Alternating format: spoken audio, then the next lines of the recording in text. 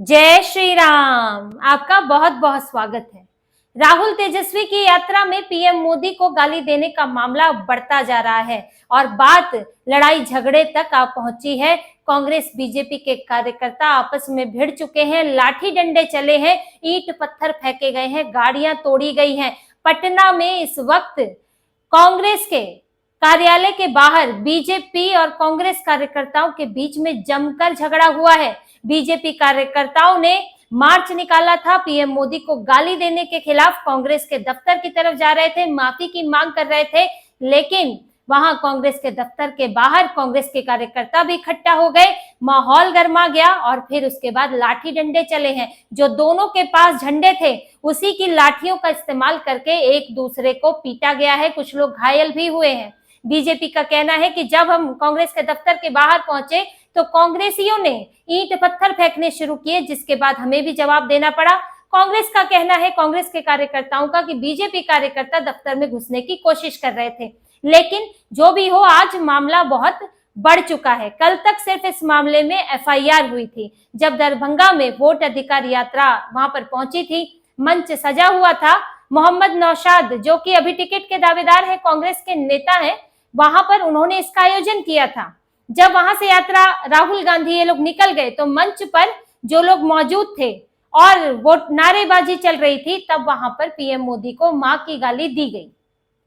मोहम्मद नौशाद वहां थे या नहीं ये स्पष्ट नहीं हुआ है, और जिसने गाली दी थी वो भी पकड़ लिया गया है। मोहम्मद रिजवी उर्फ राजा उसका नाम है, और उसको अभी गिरफ्तार कर लिया गया है। और उसने वहां पर पीएम मोदी को मां की गाली दी। कांग्रेस का नेता है, गालीबाज नेता कांग्रेस का।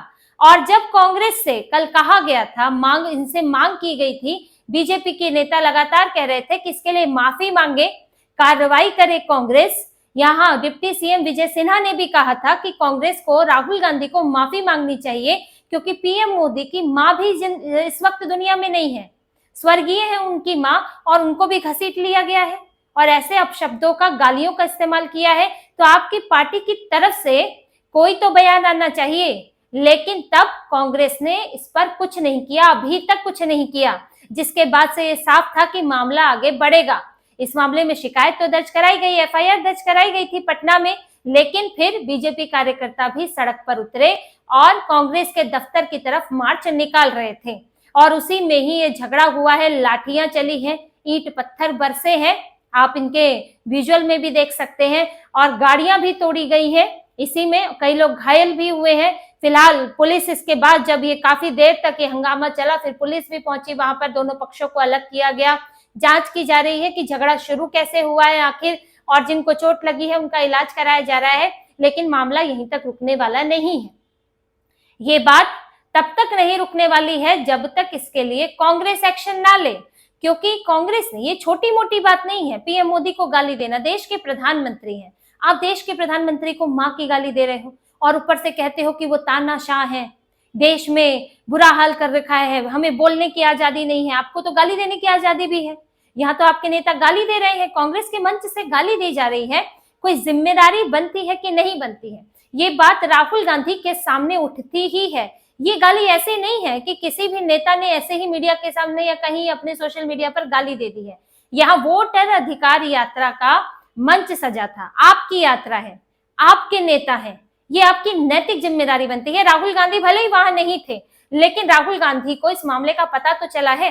राहुल गांधी ने उसके बाद भी भाषणबाजियां तो की है, लेकिन क्या आपने एक बार भी हिदायत दी कि इस यात्रा में ऐसे अपशब्दों का इस्तेमाल बर्दाश्त नहीं किया जाएगा, हम कार्रवाई करेंगे नेता के खिलाफ, चाहे वो कोई भी होगा? क्या कांग्रेस ने एक आपने सोशल मीडिया पर, ऐसे तो आपके पवन खेड़ा आ जाते हैं बार बार वीडियो जारी करने के लिए, जयराम रमेश आ जाते हैं, क्या इन्होंने भी ऐसा बोला? नहीं, इन्होंने नहीं बोला। क्यों नहीं बोला? क्योंकि ये सब पीएम मोदी से नफरत में अंधे हो चुके हैं। देखिए, ये बात यहां तक ऐसे ही नहीं आई है कि किसी नेता, किसी इनके पार्टी के कार्यकर्ता नेता ने गाली दे दी है। जिसे पकड़ा गया है दरभंगा का ही रहने वाला है, मोहम्मद रिजवी, और वो ऐसा नहीं है कि मोहम्मद नौशाद के जान पहचान का नहीं है, इन्हीं के समर्थक कार्यकर्ता है। लेकिन बात यहाँ तक पहुंची कैसे? मंच पर आप नारे लगा रहे हैं, वोट चोर गद्दी छोड़, फिर आप मां की गाली देने लगते हैं। ये चोर शब्द भी ऐसा नहीं है कि चोर शब्द कोई बहुत अच्छा शब्द है, बहुत सामान्य शब्द है। आप कैसे किसी को चोर बोल देंगे?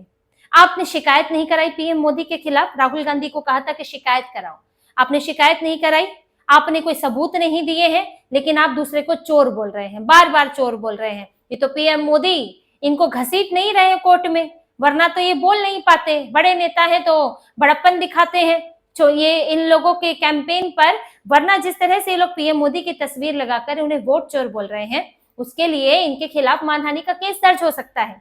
आप सामान्य तौर पर भी देखें कि कोई किसी को क्या चोर बोल सकता है। जैसे इन्होंने बोला था सारे मोदी चोर क्यों होते हैं, इन्हें कोर्ट में राहुल गांधी को माफी मांगनी पड़ी थी इसके लिए कि सारे मोदी, इनको ये जब इनके ऊपर केस हो गया था, आपने जो भी मोदी है उसको आपने चोर कह दिया। तो ये राहुल गांधी जो रोज चोर चोर चोर कह रहे हैं और इस तरह की, ये भी कोई कम आपत्तिजनक भाषा का इस्तेमाल नहीं करते पीएम मोदी के लिए। मोदी डर गया, मोदी भाग गया, मोदी ऐसा है, मोदी वैसा है। ये इसी सबसे सीख लेकर, जैसे पार्टी का बड़ा नेता जो कर रहा है, नीचे के नेता भी वही करते हैं और वो फिर और ज्यादा आगे बढ़ जाते हैं। अब राहुल गांधी गाली तो दे नहीं सकते, तो उनके कार्यकर्ता ही गाली दे रहे हैं। तो ऐसे में जिम्मेदारी बनती है। कांग्रेस की यात्रा है, कांग्रेस की यात्रा में कुछ भी होता है, चाहे वो इनसे किसी पुलिस वाले का, सुरक्षा कर्मी का एक्सीडेंट हो रहा है, चाहे उस यात्रा में इनके कोई और नुकसान हो रहा है या कुछ भी बात हो रही है, उसकी जिम्मेदारी इनकी बनती है और इन्हें उसकी नैतिक जिम्मेदारी लेनी चाहिए। इसके लिए इन्हें सफाई देनी चाहिए, माफी भी मांगनी चाहिए और मोहम्मद नौशाद पर भी कार्रवाई होनी चाहिए कि कैसे लोग मंच पर ले आते हो।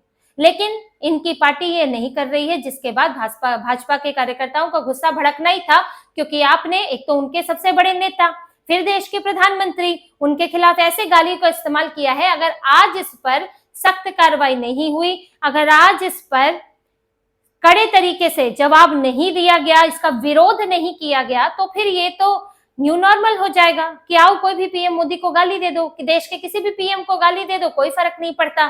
फिर तो अभी तक तो सिर्फ अपशब्द कहते हैं, अभी तक तो ये चोर, डाकू, कातिल, कब्र खुदेगी, नीच आदमी, घटिया, क्या क्या ये लोग कहते हैं, और खून की दलाली, ये सब कहते हैं। लेकिन फिर तो अब सीधे सीधे गालियों का ही दौर शुरू हो जाएगा।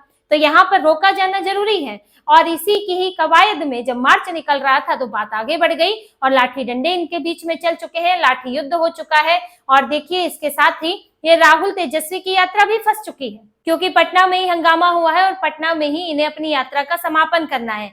अगर इस पर कांग्रेस की तरफ से कोई सख्त एक्शन नहीं लिया गया तो और यहाँ से बीजेपी के कार्यकर्ता इसी तरह से आक्रामक रहे और विरोध करते रहे तो इनके लिए मुश्किल होगा यहाँ पर यात्रा का समापन करना, क्योंकि फिर विरोध होगा, दोनों तरफ से विरोध होगा। क्योंकि आप जो है आप गालियों का विरोध नहीं कर रहे हैं, आप गाली देने वाले को पार्टी में उसके खिलाफ एक्शन नहीं ले रहे हैं।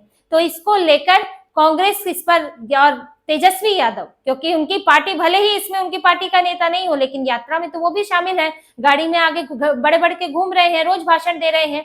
तो इनको जवाब देना होगा और इनको कोई कार्रवाई करनी होगी राहुल गांधी को, क्योंकि उन्हीं की पार्टी है। जिम्मेदारी तेजस्वी यादव की भी बनती है।